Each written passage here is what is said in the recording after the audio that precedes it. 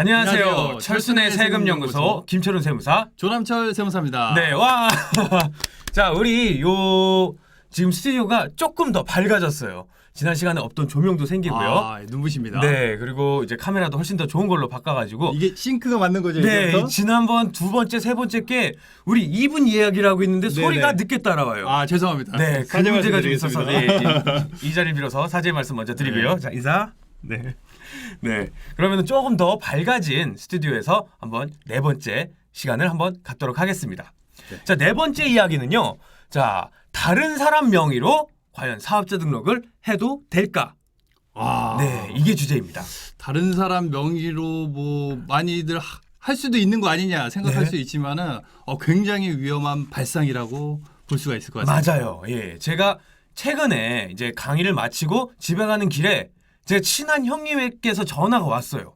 근데 본인께서 이제 아는 중국인이 있는데 네. 그분이 사업을 하고 싶다. 근데 중국인이라서 사업자 등록을 내기가 어렵다. 그래서 본인 명의를 빌려줘도 괜찮겠느냐라는 문의를 제가 받았어요. 중국인이요? 예, 아, 중국인이. 제가 뭐 중국인에 대한 네. 뭐 감정은 없는데요. 말씀 조심해야 됩니다. 예. 여기서는. 예. 이게 쉽게 접근하면 안 됩니다. 특히 우리나라 사람이 아닌 경우에는 그렇죠. 오히려 예, 지인도 아니고 네. 아무리 뭐 지인의 뭐 중국인이라 할지라도 네.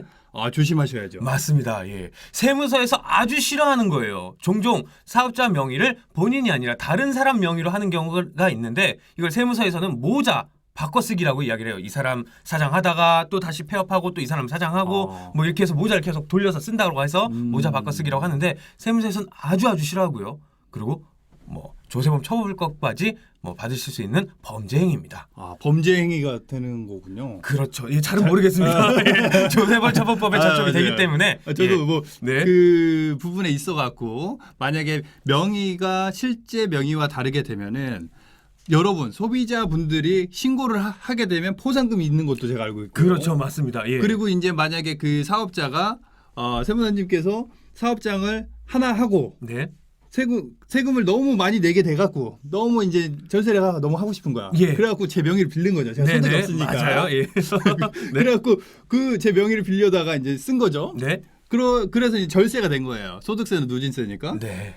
그런데 나중에 명의 위장 사업자가 걸렸다 하면은 그냥 세무사님 이 많은 급여 소득에다가 예. 제게 이제 얹어지는 거죠. 맞아요. 얹어지면은 예. 엄청나게 엄청난 장난이죠. 세금이 예. 세금 폭탄의 가산세까지. 맞습니다. 조남철 세무사님께서 말씀하신 대로 사업자는요 세금을 여러 가지 종류의 세금을 내야 되는데 이게 중요한 거는 문제가 발생을 해버려요. 처음에 네. 좋을 때는 그래 내 명의 갖다 써 이렇게 뭐 앞으로 세금 같은 건 다 내줘 해서 오케이 하고 했지만 사람 일이 어떻게 될지 모르기 때문에 최종적으로 안 좋을 때 문제가 발생했을 때는 언제나 반드시 피해를 보는 사람은 빌린 사람이 아니라 명의를 빌린 사람이 아니라 빌려준 사람이 그렇죠. 전체 다 피해를 받게 되는 겁니다. 네.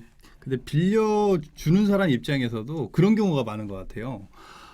자기가 빌려주고 싶겠어요? 그렇죠. 예. 본의 아니게 뭐 네. 내 지인이라든지 네. 뭐 부탁을 받으니까 관계, 빌려줄 거래 수도 있죠. 관계라든지. 그렇죠. 예. 그런데도 불구하고 결국은 빌려준 사람은 모든 책임을 일단 내가 지어야 된다는 걸 알고 계셔야 돼요.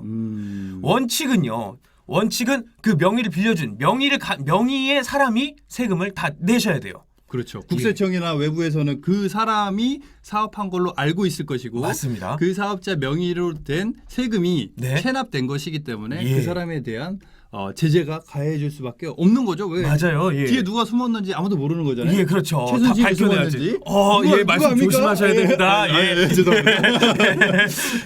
그래서 나오는 게 세금뿐만이 아니라요. 네네. 4대 보험이라고 해서 국민연금도 나오고 건강보험 뭐 이러한 보험까지 다 그 명의자에게로 다 발생을 하게 됩니다.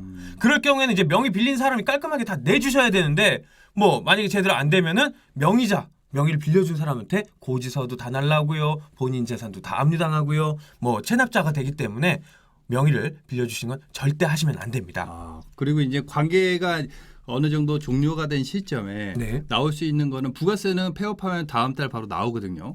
그런데 이 소득세라는 거 그 다음 해에 나온다는 거죠. 그렇죠. 그리고 건강보험료 정산도 그 다음 해에 소득세 신고한 이후에 9월달, 10월달 돼갖고 정산이 된다는 거죠. 네, 맞습니다. 그러면은 시기적으로 한참 지나고 그분은 또 가셨다 이거죠? 그렇죠. 그곳으로? 예. 가실 곳으로 가신 본인 거예요? 국가로, 예. 네.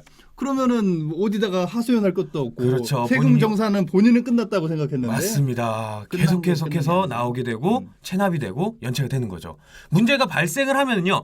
아예 해결 방법이 없는 것 자체는 아니에요. 하지만 내가 한 게 아니라는 거를 내가 증명을 해야 돼요. 근데 이게 못하면 내가 내야 되고요. 실질적으로 증명하기가 너무 어려워요. 네. 우리나라는 뭐 조금 어려운 용어로 실질과세주의를 채택을 하고 있습니다. 실질과세. 실질과세. 아 이거 무슨 말이죠? 네, 실질적으로 그 사업을 한 사람이 세금을 내야 된다. 명의를 빌려준 건 형식상이기 때문에 실질적으로 누가 했느냐를 따지는데 뭐 국세청이 그런 거 따지겠습니까? 편하게 명의 돼 있는 사람 이름으로 날려버리죠. 돈 받기 쉬운 사람 찾아가겠죠. 그렇죠, 맞습니다. 예, 예. 그래서 실질 사업자를 밝히는 거는 그 명의자의 의무예요. 명의자가 하셔야 돼요. 그렇게 해서 실질 사업자를 밝혀냈다 하더라도 세무서에서 국세청에서 이걸 엄청나게 싫어한다고 그랬죠. 맞습니다. 그래서 밝혀내서 내가 낼 세금이 아니라 실질적으로 내 뒤에서 하던 사람이 내야 되는 세금이다라고 이야기를 함에도 불구하고 또 추가로 명의를 빌려준 사람한테 가산세를 매겨요. 그 가산세는 공급가액의 1%.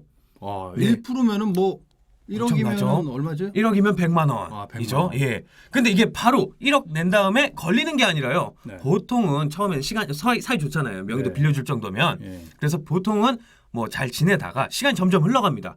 2년째 되고 3년째 돼서 사업이 잘 안 되거나 그러면은 낼 세금 못 내고 뭐 어디로 연락이 안 된다거나 이런 불안한 경우도 있겠죠. 그래서 보통 예를 들어서 2018년 12월에 오픈을 하고요. 그리고 나서 처음에는 당연히 뭐 사이도 좋고 사업을 운영을 하고 있다가 이게 어느 순간 안 되든지 아니면 내야 될 세금이 생각보다 많더라고요. 네. 그렇죠. 그러면은 2년, 3년 후에 이르러서 트러블이 생기고요.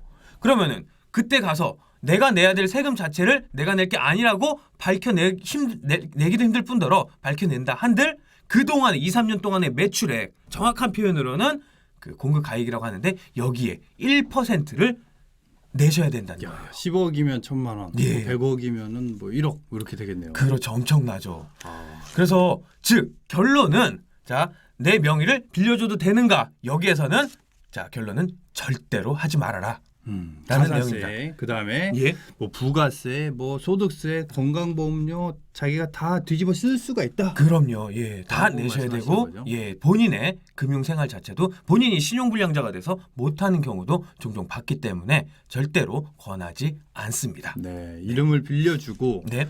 신용불량 된 분들도 많이 봤습니다. 맞습니다. 예. 그 있고요. 네. 그다음에 이름을 빌려주게 되면은 특히나 이 개인 사업자도 문제지만은 네. 나중에 제가 한번 준비해 보겠지만은 네.